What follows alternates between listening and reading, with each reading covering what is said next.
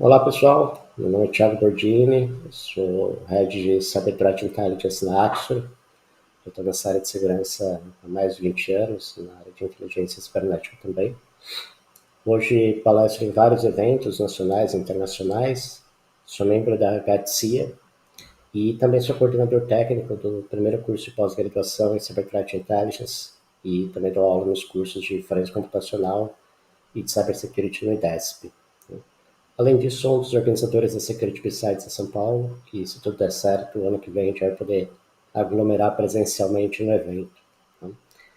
Bom, o bate-papo de hoje é para falar um pouquinho sobre OPSEC, né, ou a ausência de OPSEC, fazendo um mergulho aí no cybercrime brasileiro, ou seja, como que os atacantes estão utilizando defesas para evitar que sejam investigados ou que sejam rastreados no que tange ao cybercrime aqui no Brasil.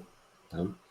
Só que fazendo um panorama global, né, essa é uma pesquisa que foi feita já em 2019, né, ou seja, tem 2 aninhos aí, mas ela ainda está bastante atual e esse cenário não mudou muito desde então. A gente observa que os ataques eles acabam sendo bem característicos por algumas vertentes ali, né, de forma de atuação. Hoje o principal vetor de ataque no mundo inteiro tem sido a violação de dados, depois a parte de engenharia social, ataques aos setores financeiros, né, sejam pagamentos instantâneos, bancos, canais digitais e outros. E já tem um quarto item aí que está começando a aparecer algumas coisas já de Open Bank. Né? Aqui no Brasil a gente tem uma característica muito forte de uso massivo de engenharia social, principalmente como primeiro vetor de ataque, né? Ou seja, para explorar um phishing, um smishing, o que quer que seja. Né? Então, a engenharia social aqui no Brasil ela é bastante utilizada.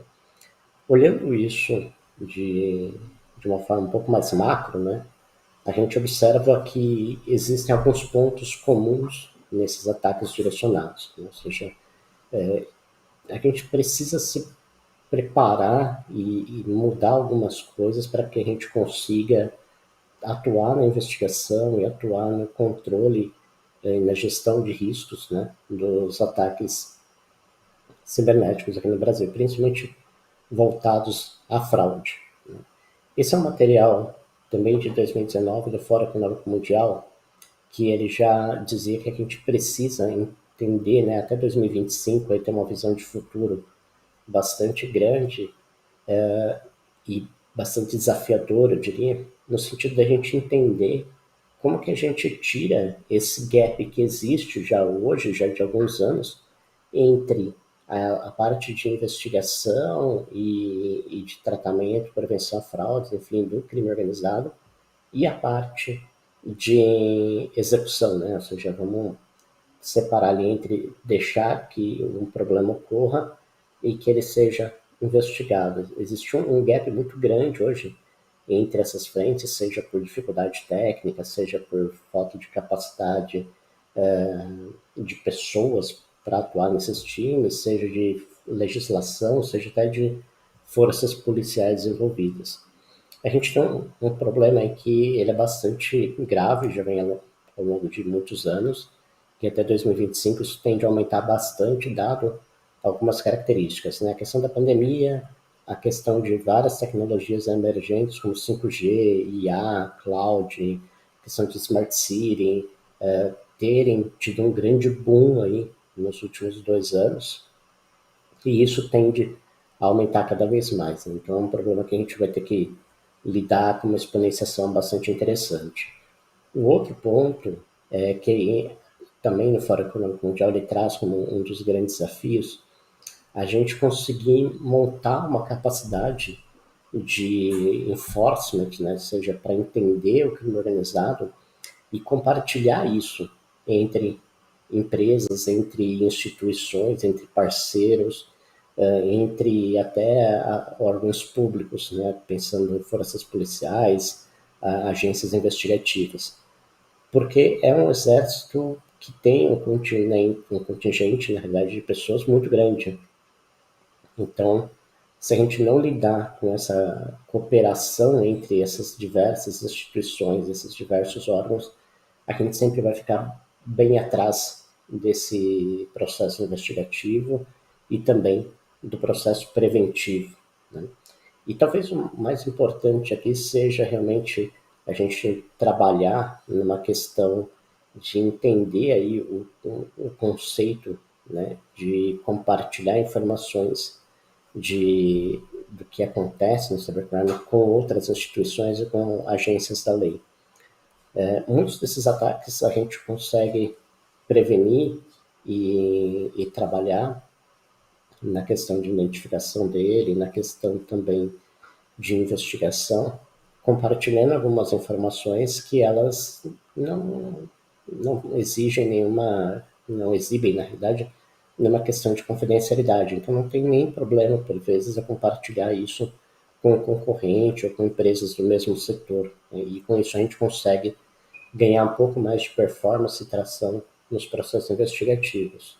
Tem um ponto importante aqui do segundo item que eu queria trazer, que é a questão do processo investigativo. Ou seja, se a gente for conduzir esses processos dentro do modelo tradicional que existe hoje, a gente não vai chegar em lugar nenhum. Então, esse processo investigativo, ele também precisa ser diferenciado, né? Ou seja, o cenário que a gente tem hoje no nosso dia a dia são ataques extremamente direcionados à coleta de informações, principalmente a data breach, a parte de cartões de crédito, informações financeiras, ataques a transações financeiras, efetivamente, é um outro grande desafio que a gente tem. Cada vez mais a gente percebe que o atacante ele conhece o business e ele conhece a aplicação que ele está atacando, então ele deixa de ser generalista e passa a ser mais especialista. A gente observa também uma criação de artefatos maliciosos direcionados a aplicações e não mais a um sistema operacional ou a um pacote Office ou um software de gestão qualquer.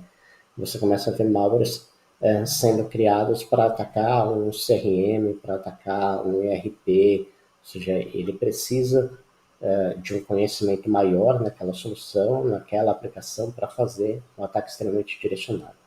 E o uso abusivo aí da questão de engenharia social, aqui no Brasil, como eu comentei, é algo que acontece bastante, né? Do ponto de vista de defesa, a gente percebe um gap também bastante elevado, ou seja, se a gente compartilhar informações sobre as diferenças entre compartilhar as informações, na realidade, entre os ataques com outras instituições, isso vai fazer diferença na minha estratégia de defesa? Se eu conhecer como que ocorreu um ataque a uma empresa do mesmo segmento que o meu, seja ela concorrente ou não, como que isso pode me ajudar na minha estratégia de defesa, né? Entender como que o atacante trabalha me ajuda a fazer uma defesa mais assertiva. Eu consigo direcionar o meu esforço ali a partir do momento que eu conheço um atacante. Isso é um dos pontos que faz bastante diferença hoje quando a gente começa a utilizar a inteligência cibernética como estratégia de defesa, né? A gente começa a entender ali quem é o atacante, quais são as ferramentas, quais são as suas motivações, quais as suas estratégias, e a partir daí eu consigo direcionar o meu esforço de defesa, o meu esforço investigativo para realmente algo que faça sentido e que faça um resultado mais assertivo também, né? E por vezes o cliente me pergunta, Thiago, mas o atacante aqui no Brasil, ele está na Deep Web, né? A gente imagina que o atacante está ali na Deep Web, é o cara que vive no submundo, vive à base de Coca-Cola e pizza. E a gente observa que aqui no Brasil, principalmente, o cenário é bem diferente, né? Eu costumo dizer que, dados os diferentes canais de comunicação que a gente vê, né? Signal, Telegram, Wickr, Torchat, Jabber e outros, a Deep Web aqui no Brasil, ela ocorre em canais bem mais triviais, né? Ela ocorre no WhatsApp, no Facebook, no Telegram, no Instagram, até no TikTok, que tem ocorrido também, Discord, Skype. é onde realmente tem o maior volume de informações falando em crime cibernético aqui no Brasil, principalmente voltado à questão de prevenção a fraudes aí e crimes no setor financeiro. E pegando esse gancho do setor financeiro, a gente observa também que, diferente de outras regiões do mundo, né, os grupos, os atacantes aqui no Brasil, a principal motivação é a questão monetária. Né? Então, tem alguns hacktivistas, tem uma questão ainda de defacement, aquele pessoal que está a fim de desafio, mas o fator motivacional aí principal é dinheiro, né?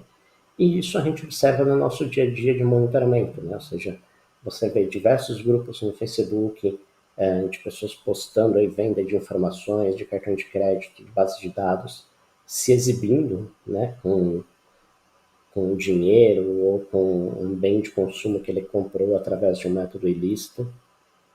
E isso acontece em vários canais, né? Esse é um print, por exemplo, de 3 perfis do Facebook, aqui com relação ao Discord, que é uma plataforma muito voltada para gamer e que tem tomado bastante fôlego aí com a questão de crime organizado e de cybercrime. Então você vê ali vendendo consultador de CPF, gerador de CPF, testador de cartão, enfim, vendendo um pouco de tudo, até banco de dados, né?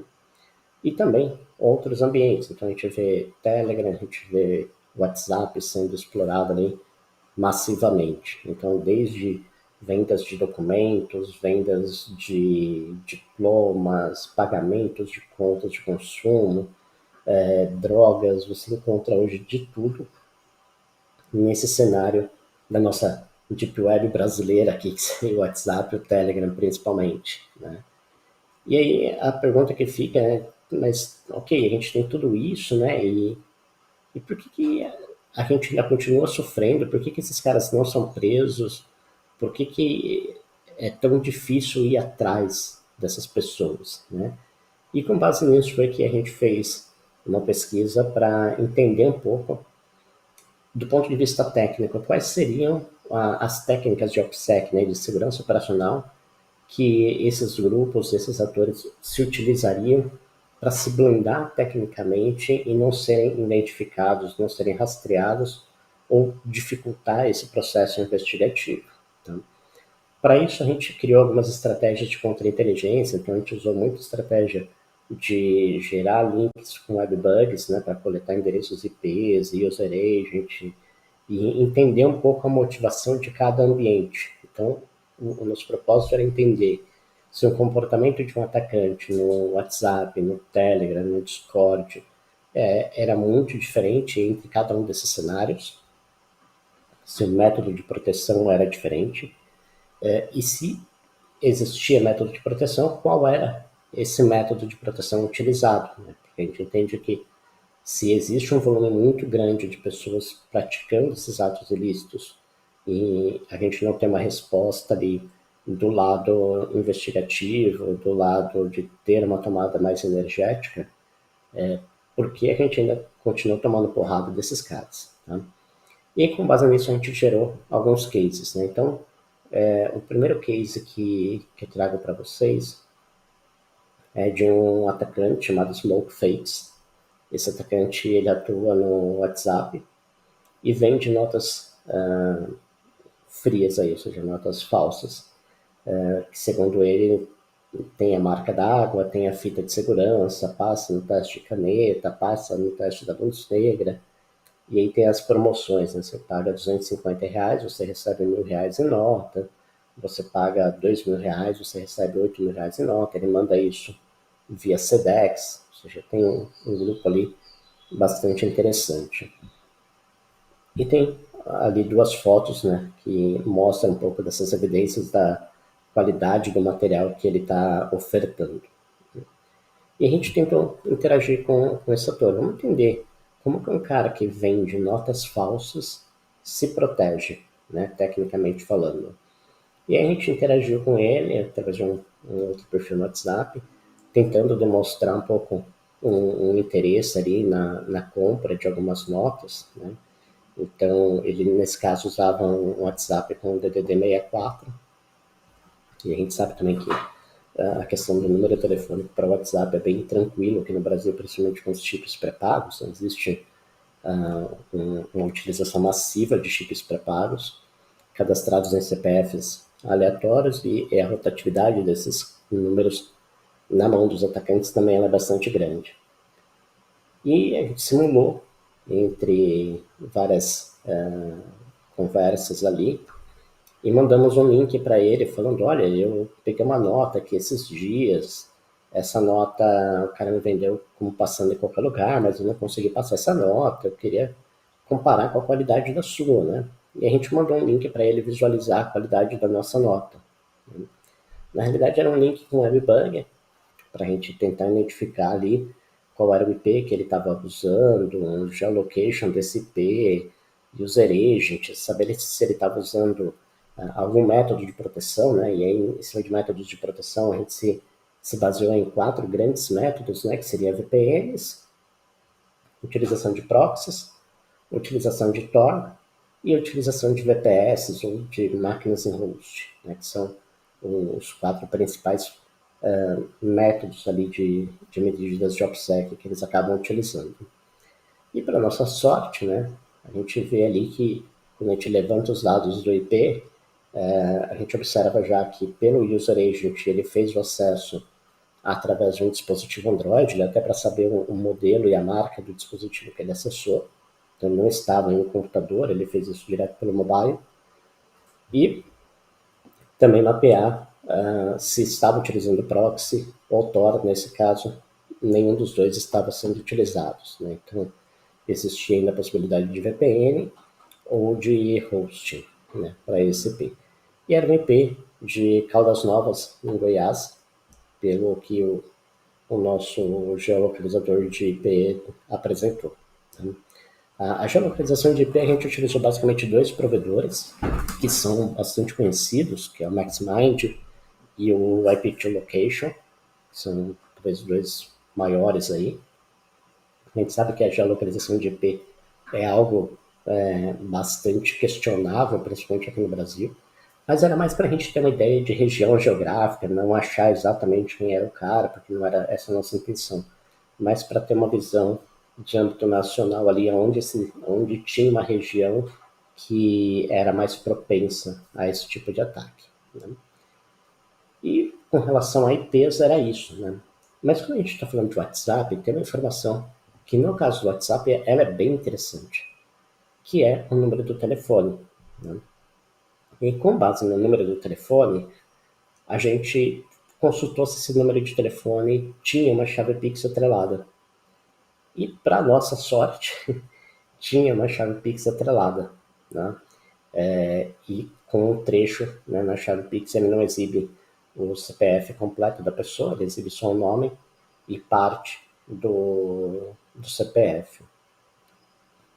O que a gente fez foi utilizar as mesmas técnicas que eles utilizam contra as vítimas, ou seja, vamos procurar essas informações em bases de dados que foram vazadas e em outras fontes de informação na internet. Consultamos em uma das bases de dados que foi vazado no início do ano, dos 223 milhões de CPF, por CPFs que tinham os 6 dígitos do meio com 976248. E ele nos retornou uma pessoa com o mesmo nome do que aparecia ali para a gente no Pix. Né? Uma pessoa que nasceu em 84. E aí, com base no CPF, nós consultamos um birô de serviço, como vários que tem hoje disponíveis no mercado, e obtivemos o endereço de São José dos Campos. Óbvio que aqui pode ser um CPF de um laranja, pode ser uma conta de um laranja, mas eu já começo a ter um endereço IP, já começo a ter um CPF para trabalhar, já começo a ter uma conta numa instituição financeira para a gente correlacionar endereços IPs e tentar buscar mais elementos para uma investigação. A gente vê que às vezes só com pequenas correlacionamentos de informação a gente consegue trabalhar em processos investigativos bem simples e juntar elementos aí para as autoridades. O segundo caso era um outro ator que ele tirava bloqueio de acesso, tirava bloqueio preventivo, tirava anjo, né, que é tirar os dados ali de token de quem está por trás de uma conta corrente. E é interessante que esse caso, ele tem até um horário de atendimento ali, né, que ele trabalha, e novamente a gente teve o mesmo comportamento, acesso através de um dispositivo móvel, da Samsung, dá até para pegar o nome dele, e aí ele vem também as informações, um DDD de 61, a gente perguntando se ele tinha um checker de uma instituição qualquer, e ele falava se a gente tinha login do Distrito Federal, ou seja, se ele tem, você está buscando também o login do Distrito Federal, ele tem uma questão ali do número 61, ou seja, já começa a ligar que realmente esse ator está no Distrito Federal. Novamente mandamos um link para ele, e ao clicar nesse link, a gente viu que era um endereço de Planaltina, ali em Goiás. Novamente, sem usar Tor e sem usar proxy. Né? Já temos novamente essas mesmas informações. Indo para o lado do Pix novamente, né, vamos explorar isso, nós também identificamos uma outra pessoa atrelada no mesmo número de telefone utilizado no WhatsApp, fizemos a mesma busca e essa pessoa, que teoricamente é a que tem a conta laranja ali, mora, os endereços que constam nos birôs de serviço são de Brasília, ou seja, a gente tem uma conta de um laranja de Brasília, um número de telefone de Brasília, o ator falando que ele se interessa por bases de dados de Brasília. E quando a gente consulta, por exemplo, o número do telefone neste birô de serviço, ele me mostra o nome de uma outra pessoa, que é essa Maria Aparecida, de outro CPF, né? Que também reside em Brasília. Olha quanta coincidência, né?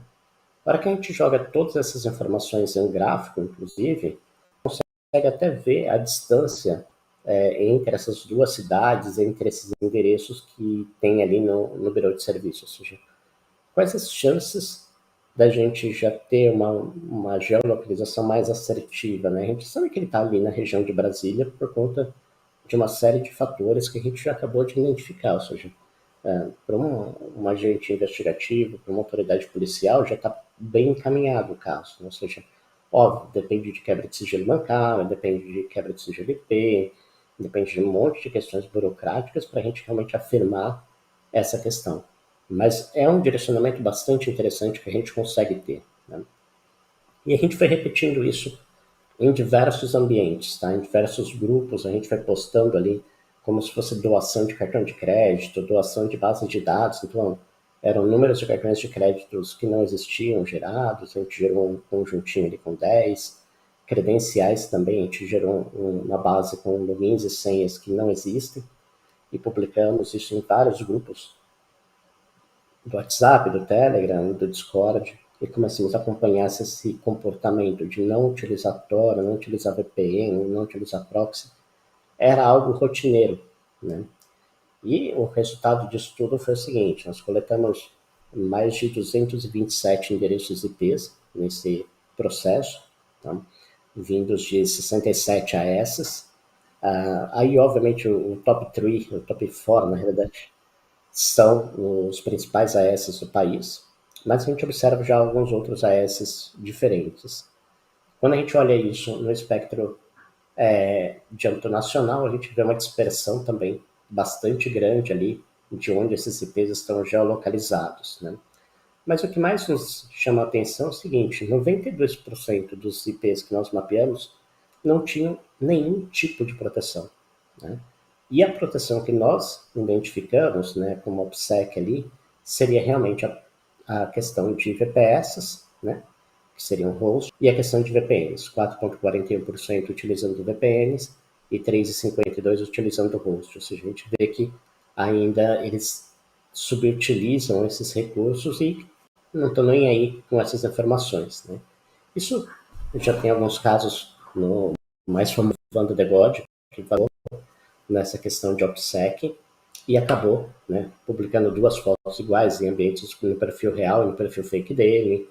Aqui estão alguns outros exemplos, e acabou resultando, inclusive, com a prisão dele em 2019, e depois, com o vazamento dos 223 milhões, ele acabou sendo preso novamente em março de 21. Né? A conclusão que a gente tira disso tudo é que, assim, apesar de alguns atores se preocuparem com o OPSEC, o que a gente observa nessa amostragem que nós fizemos foi que muitos deles sequer se preocupam com qualquer tipo de método de rastreamento de informação, né, de OPSEC. Isso mostra que a questão de impunidade aqui no Brasil, né, ela é tão grande e tão garantida por conta do pensamento deles, que eles nem se preocupam com isso. Ou seja, se a gente conseguir usar algumas estratégias de contra-inteligência, alguns correlacionamentos de informação, a gente consegue chegar até com certa facilidade em alguns atores aí. Né? Então, mostra que isso tem um grau de abrangência bastante interessante para a gente trabalhar e cabe às autoridades aí e empresas também explorarem esse viés de contra-inteligência de uma forma um pouco mais interessante e mais efetiva. Tá? Bom, era isso que eu tinha para passar para vocês. Tem os meus contatos no LinkedIn, no Twitter. Fiquem à vontade para me contactar e eu fico à disposição para perguntas